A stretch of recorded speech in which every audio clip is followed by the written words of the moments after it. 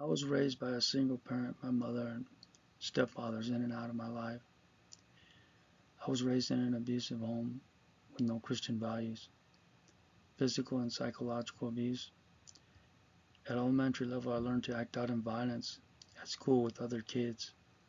As early as 8 years old, I started stealing bikes and other petty items. Then I started breaking into homes to steal petty items like toys that an 8-year-old would play with. I recruited a friend to join me in these crimes. We would totally vandalize the homes. Then the idea occurred to me that we were leaving fingerprints apart and that they might be able to catch us. So I told my friend we need to set fire to these homes and burn them down. I was never caught and no one was ever hurt, thank God. At 12 years old, I was stealing the same bikes and other petty items. But thank God I had learned that you don't need to burn down houses to cover up your prints. I was caught and sent to a boys' home facility. This was a culture shock because I was the youngest out of 100 or more boys, ranging up to 17 years of age. Here I was exposed to gangs and kids trying to bully me. I gravitated to picking up anything I could to even the score to make sure that they weren't going to bully me no more. Well, on a weekend pass to return home for 2 days for my good behavior, I met up with a couple of old neighborhood boys to roam the street. We were all up to no good. We heard music and what sounded like a party coming out of a building. We all went to the door of the building. We then realized it was a church. My two friends ran off saying these people are crazy. I stayed in curiosity because I felt they had something and went inside the church while they were worshiping. I kept sensing these people have something. It was then I was hit with the presence of God, a peace and love I had never experienced. It broke me down into tears and I ended up going into the front of the church. I dropped to my knees and cried myself to sleep. I was woken up by a man in an empty church. I was told he needed to lock up the church. I got home. I ran home. I ran out the side door. I ran home. I looked up to the sky and told Jesus, I now know who God is and why we are here on this earth. We are to serve you.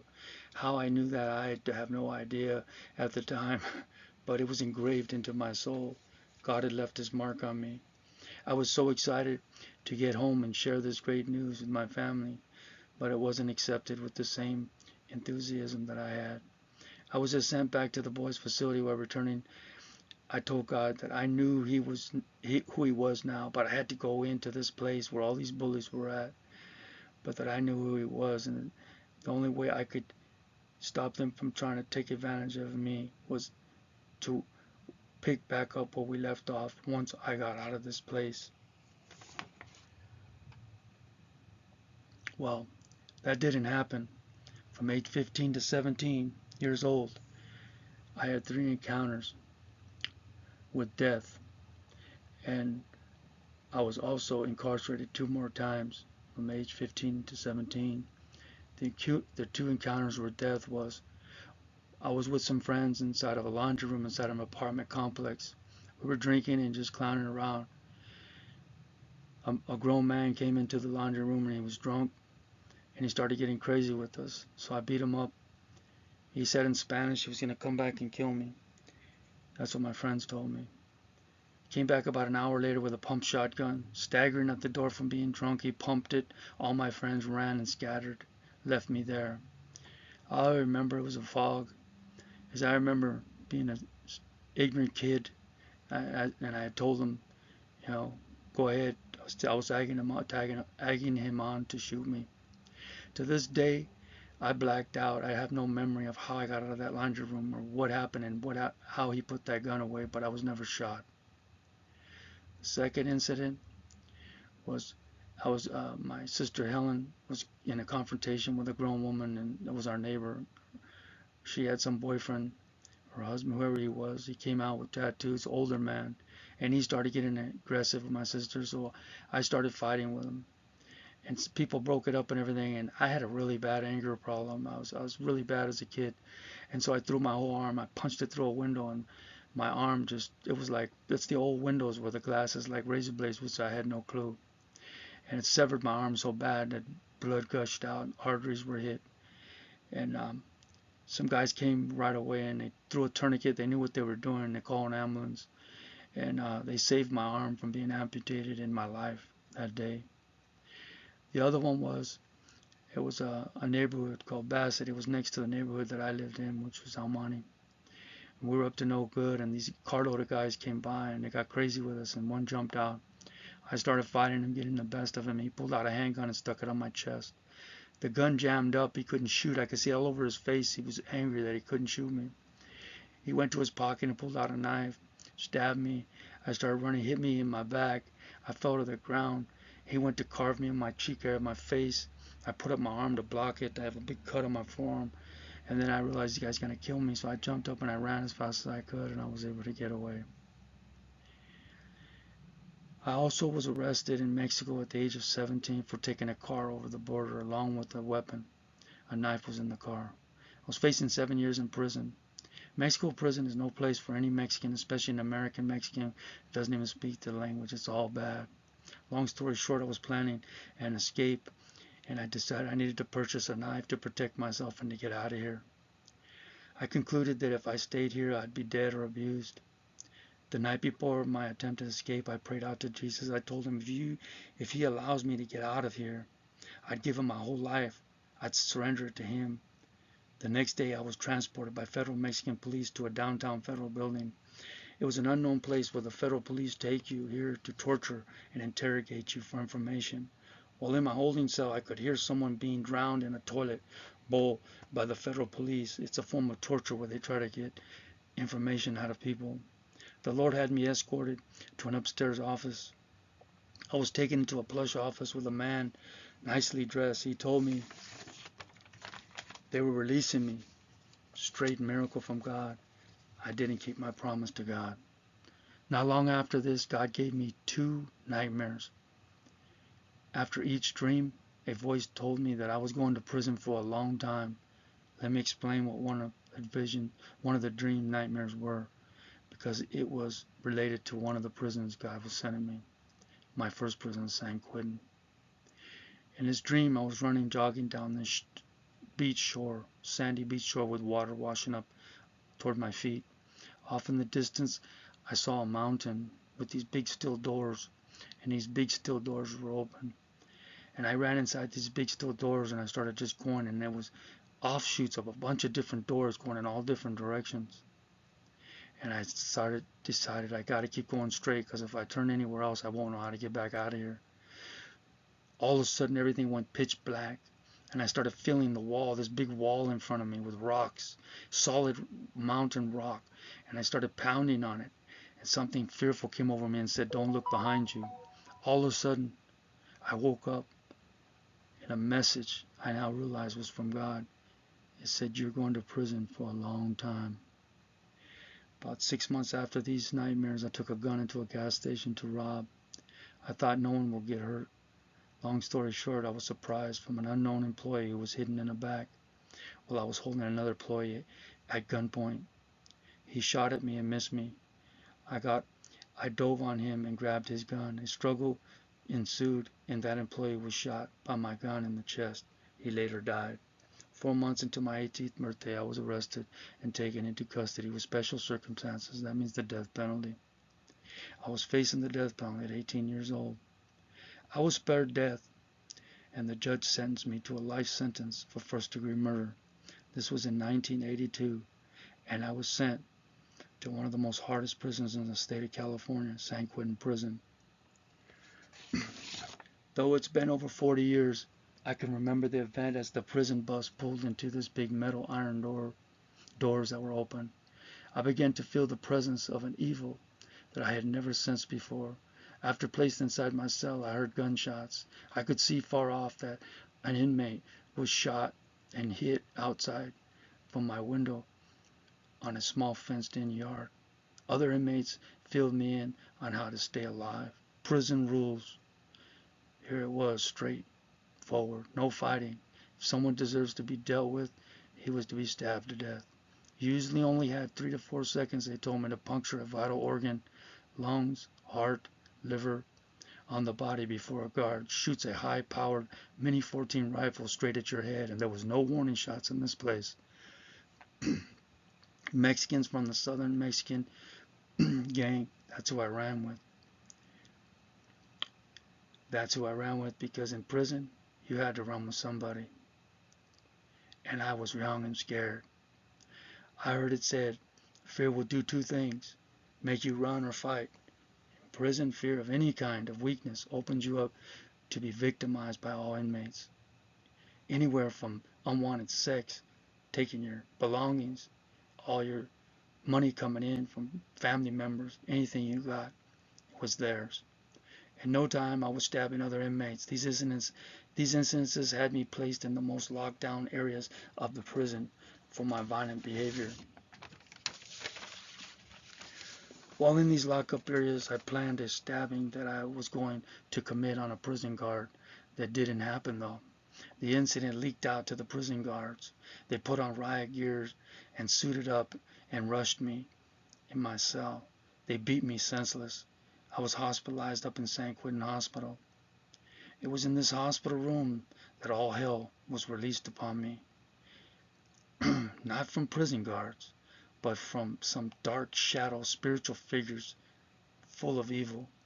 I was pulled up into a place outside the prison. It was a spiritual place, but I didn't know it at the time. I thought it was all real. Or it was a dream. Then these figures tied me down and began to pour a fire chemical type substance all over my body. My flesh began to melt. I could smell burning flesh. I could feel the torment all over my body. I screamed from the depth of my soul. I was kept there without any concept of time to be tortured. I pleaded over and over for Jesus to deliver me. I screamed to him and I told him, I thought you were a God of love. Why are you leaving me hopeless in their hands? There was only silence from heaven. There reached a point where my body was at its maximum ability to handle all this pain and to give any type of verbal resistance. I then stumped over in pain beyond belief and muttered out the last words I had. And I said, Lord, no matter how I die, I'm going to surrender to you and trust in you. At that very moment, I was pulled up into this beautiful light, and as soon as I was there, I knew I was in the presence of Jesus. All pain, sorrow, every type of evil was stripped away from this place. It was such a glorious presence.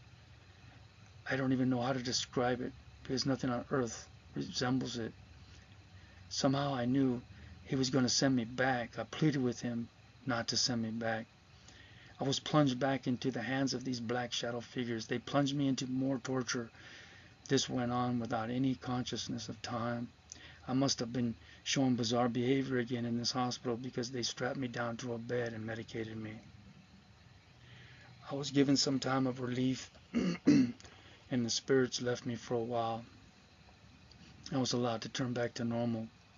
I was released from the hospital to the most confined area of San Quentin. This is an area called the reception center. They put people there for stabbing officers, gang-related inmates, the worst type of violence committed inside the prisons on inmates and guards. These people are sent here. It was here, while I was housed, an inmate was handcuffed and on his escort of being led to the shower area.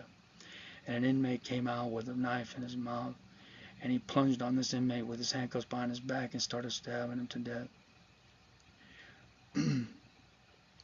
This incident stayed with me all night, and it troubled me.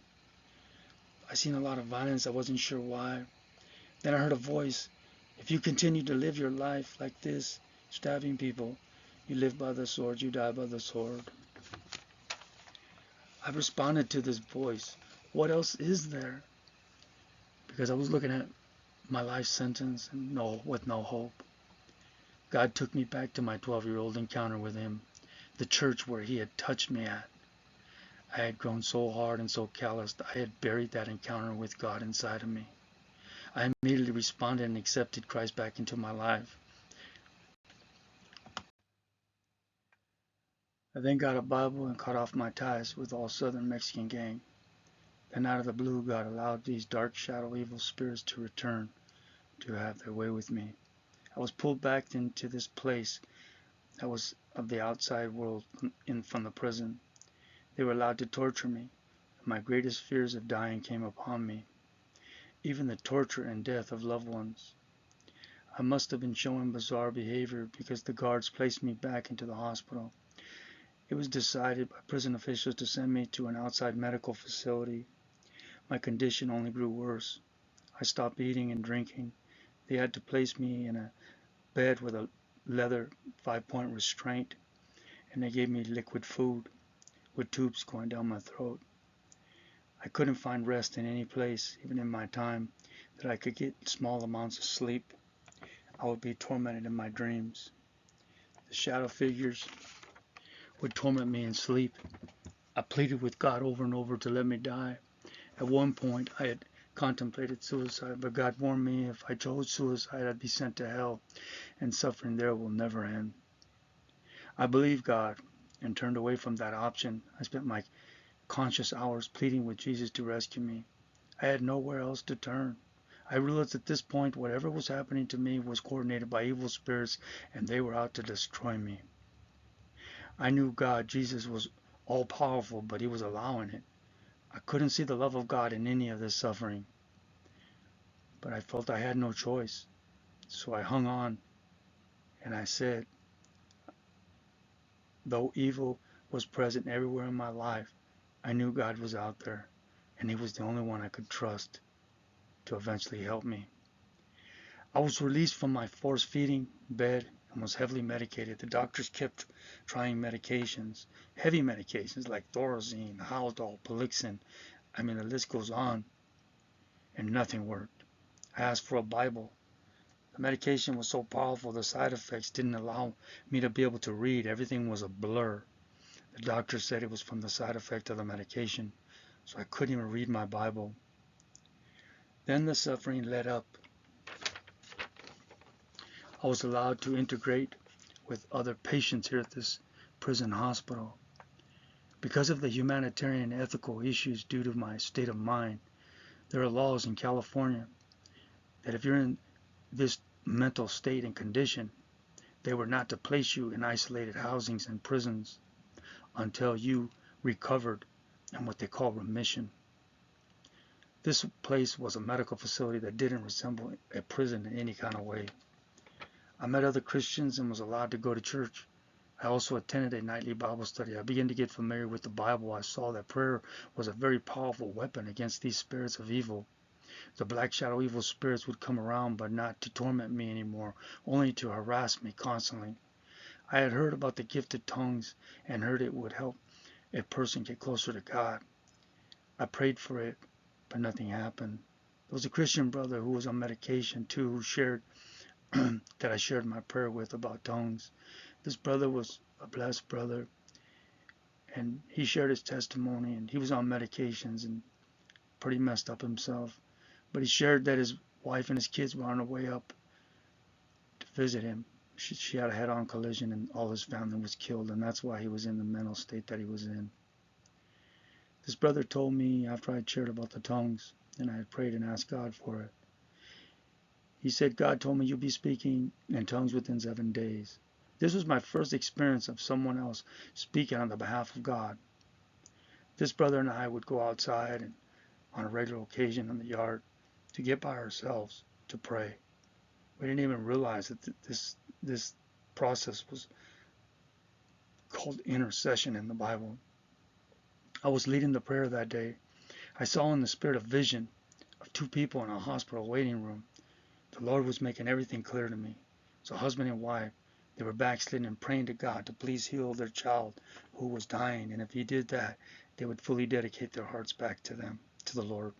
The Lord told me to pray for the child's healing. The child was healed, and I immediately started crying and speaking in this unknown tongue. This was within the 7-day period that the brother had prophesied. Then another vision followed that healing. There was a throne with Jesus as a brilliant light sitting out in the distance was outer darkness. It was judgment day. A man came out of outer darkness and approached the throne. This man knew he wasn't saved. He came up with an idea to question Jesus. He asked Jesus, if you are a God of love, why didn't you allow all these innocent babies die? Why did you allow all these innocent babies die on the earth? Jesus responded to him, if you love those children, why didn't you turn your life over to me to get the healing power to heal these babies? The man put his head down and walked out into outer darkness. I realize now the prophecy from Folsom Prison that I would get visions had begun. One day while in my cell, I was listening to a Christian program on the radio, a Dr. James Dobson from Family Radio. I was amazed on how he was able to use the Bible to heal families. I told God I'd like to help families. The Holy Spirit spoke to me to go back to school. I enrolled in a GED class and in 6 months got my GED. I had a great school instructor. She told me I was smart and my strength was in visual learning. She told me to go to college. One of the demon attacks that in that other world that I had spoke about earlier, they took me into other places of my mind that I forgot to mention, and they had turned me into a homosexual. I bring this up now because it relates to an area of ministry the Lord was going to take me into while in this hospital. This was a shock to me because I hated homosexuality. I was the kind of person that thought that was one of the worst sins and had never had an encounter with the homosexual act while in prison or any other place. The Lord only allowed this evil presence on me for what seemed a couple of days. It turned my whole desires from a desire for women to men in a deep, profound way to where it even aroused me in my mind like it would a woman, but yet it was a man. I left and never returned again. It never happened after a couple of days. But now, in hindsight, I believe he allowed that because he wanted me to know those people and those types of sins can be saved too. God really impressed on me that we are all one step away from being the most evil, wicked person. It's only God's grace that we don't become the sins that we hate the most in this world. There were a lot of homosexuals in this prison hospital. The Lord led me to minister to one named Rudy. That's his man's name. The Lord had me support him best I could with what I knew from the Word of God. Rudy wasn't received by the other church members. I was then sent to a Atascadero State Mental Hospital for the criminally insane. It was here I was medicated to where I felt like a zombie. I even fell away from God. I got so angry at another patient and got aggressive with me that I went and stabbed him.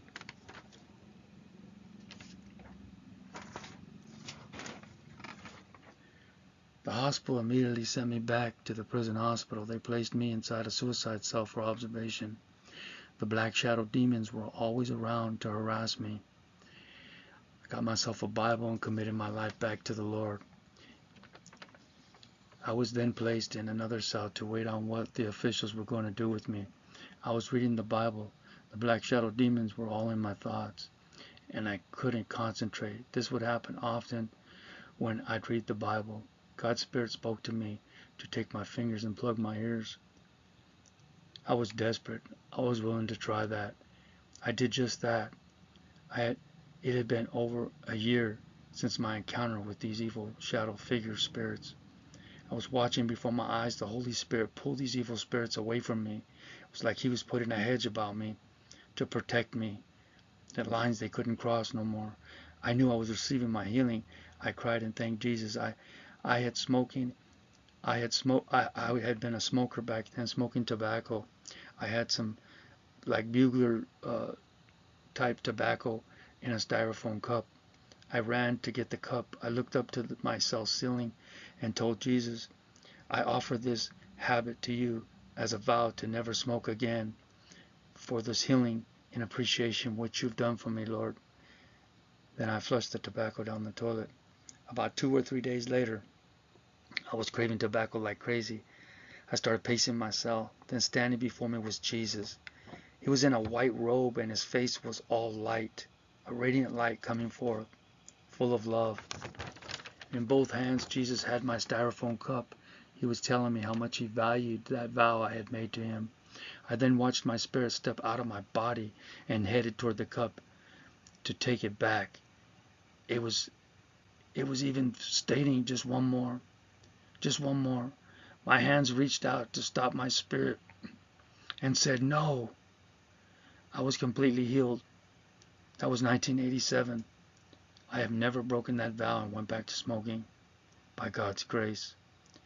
Now that I was healed of my mental illness, I knew the doctors were going to send me back to San Quentin Prison or Folsom Prison to finish up the isolation cell time that I still owed from the previous stabbing on inmates and the planning attempted murder on the officer.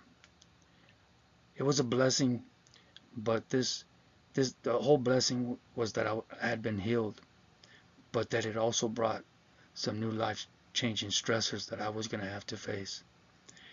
I was sent to Folsom Prison. They sent me back to the prison environment. God stepped in, though, and had the prison officials drop the isolation cell time that I had owed. I was sent to the main population yard. All charges dropped. I went to church and was growing closer to the Lord. I was very young in my walk with God and still didn't know a lot of the Bible. There was a brother giving Bible studies and worship and fellowship and worship regularly in the chapel. One day, he pulled out a bottle of oil and said he was directed by the Lord to anoint some people. I was one of the people. He placed oil over me. Then he spoke words over me. He said there was a fivefold ministry over my life, and he named what they were. He said that it would go beyond these prison walls, this ministry. Mind you, this is 1987 or 1988. I'm just starting to do my life sentence. He also said I'd be known as a man of vision, that God would be giving me visions. I was very skeptical and didn't take it too seriously. What I did know is most people with life sentences back in the 1980s weren't going home. And many of them weren't living out the 80s. They were going out in boxes. The life I once lived before getting saved created enemies. An inmate came to my cell door and told me, "I have a message for you." The Southern Mexican shot caller, prison overseeing that prison gang on that prison yard, just sent an inmate to my cell door to tell me to lock it up or face death. Lock it up means to tell the prison guards your life is in danger. They will then place you into an isolation cell to be eventually sent to a prison that houses protective need inmates, a prison yard with inmates who need protection. I then prayed to the Lord on what to do. The Lord told me to write a letter that said, "Fear not who can kill the body, but fear him who can kill the body and the soul and cast it into hell." It's not the exact scripture reading, but it's the bulk of summary of what it means. The exact passage can be found in Matthew chapter 10, verse 28. I seen that inmate coming my way, and I delivered the message to him and handed it to him. I told him to give that to whoever sent you. Every morning I'd get up early to pray for strength to go outside the cell door, expecting to die. Weeks went by and nothing happened. I broke down crying in my cell, telling the Lord, "I'm not strong enough. I need your help." The Holy Spirit came over me before I could dry my tears with renewed strength. I smiled with joy and told God, "That's all I need. More strength from you, Lord." I began to think back on how those shadow demons had put all the things they had put me through in this other place, deaths and pain that no human could endure on their own.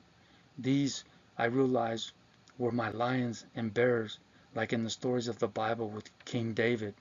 When he went to face Goliath, he relied back on the past deliverances of God. I was also led by God to imagine the deaths in my mind on the likely way that these inmates would probably come any day now to kill me. Then I would run those scenarios over in my mind over and over until I would get a peace and be content that I would be able to do it. I was housed 4 stories high on the 4th tier of a housing block. The bottom of the tier was all concrete. I imagined 2 inmates picking me up once I stepped out of my cell and tossing me over. I imagined yelling Jesus' name all the way down until I hit and died. I was satisfied with that vision in my mind. Then the whole prison was put on lockdown. The southern and northern Mexicans had attacked each other. The prison guards came to my cell and took me to an office with prison officials sitting around a table. They asked me why they shouldn't send me to another lockup facility and lock me down. I told them I had nothing to do with this. I was a Christian. He said, not good enough. I was placed inside a van and transported to New Folsom Modified Program Yard. This is where inmates who are gang members or suspected sympathizers were being housed. Then I got some more news. I got a ducat which said that I was going to be a worker inside this modified program. This was getting kind of comical. Let me explain why. There's not too many tier tenders because most of the guys are locked down in here in this program. But whatever tier tenders are out, whatever gangs, ethnic group they're from, they're their hands and the feet of those men that are locked down, which means knives, drugs, any illegal stuff that needs to be passed. You, the inmate, we're going to pass it. God had me transferred over into the nest of the gangs that wanted to kill me. The only thing that didn't transfer over with me is that the news that I was on the list to be killed. That hadn't followed yet. God then had the prison appoint me. The prison guards only appoint usually 4 workers out there to clean up and be these type of workers I just mentioned. These workers were expected to pass knives, drugs, wine, all those things like I told you.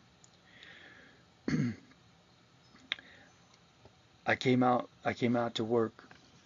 Immediately, I was called to a cell door and given wine to pass to another cell. I said, no, I don't do that. He looked at me crazy in disbelief. It wasn't long before a Southern Mexican representative came to talk to me. He asked me, is it true what I'm hearing? You're not willing to pass the things for the guys? I'm a Christian, and for the same reason you are all willing to die for what you believe, I'm willing to die for the Bible. He looked surprised, but he gave me an adamant response. Okay, he said, you know what to expect then. I was soon led to an inmate who was backslidden. God chose me to minister to him. This person, he rededicated his life back to God. I saw God's hand on him. We became cell inmates. Not long after, he became sick and got these big purple blisters all over his body. He was taken to the prison hospital. Days later, officers told me to pack his property. He wasn't coming back to the cell. I later found out he had full-blown AIDS. I understood now that God had brought me over here. Misunderstanding, but God had a purpose. He wanted this young man saved before he died. The Southern Mexicans sent someone to stab me on the way to the chow hall. He was more scared than me. He lunged and missed me. It was over as fast as it started. I was placed inside an isolation cell. Weeks later, I was taken to a meeting with prison officials. They told me I was being placed in a protective custody yard with other inmates that have protection needs. I took my old school instructor's advice and signed up for Bible college out of Oakland, California. It was a 1.5-year course. I got straight A's. I also was named the valedictorian of my class. That's where you get the highest grades out of everybody in the class, and you actually cap and gown, and you get to actually give a speech. Satan sent me a surprise attack. The prison chapel on this yard was not being regulated. Inmate Christians were living like they wanted. I grew discouraged and walked away from God and the church. I went back into my old ways. I then had a fallout with a cellmate. I put him in the hospital on life support. I was told he might die. If an inmate kills another inmate and already has a first-degree murder with the life sentence, most likely they'll place them on death row for execution. I was facing possible death row. After weeks of being placed in an isolated cell, on my fate of what the prison was going to do with me, I called out to God, "Forgive me, Lord, and save this man's soul. Don't let him die." God moved on my behalf. The inmate was taken off life support and lived. The other miracle was that charges of attempted murder were dropped and dismissed over technicalities. God's grace. A new maximum security prison down in Southern California was being opened. I was transferred to this prison. I took advantage of every vocational training shop trade. I picked the minds of inmates that came into the prison late in life who used to be CEOs for companies. They were carpenters, electricians. I learned all I could from them on the trade field and how life experience was as they grew up and learned, and the challenges and the things that they had to learn and give up in order to learn what they did. Proverbs 16:3. Commit thy works unto the Lord, and thy thoughts shall be established. Years passed by. The vocational training got to where I learned pretty much what could be offered in a 6-year span. I decided to move on to put a job training slip in and go get another job inside the prison kitchen. Nothing would work. I knew God was stopping it. I asked God why. I told him these trades will be obsolete if I do ever get a shot at leaving this prison. God spoke to me and said, "You are to stay in the trades. You might not ever get released. That's not the point." God explained to me he was going to do it, and if I trusted in him, I was going to get more of him. God knew that would get my attention. I had always seen King David as one of my mentors. I had told God I wanted to know you like David, a man after God's own heart. I went back to the trade school, work with full of hope and joy.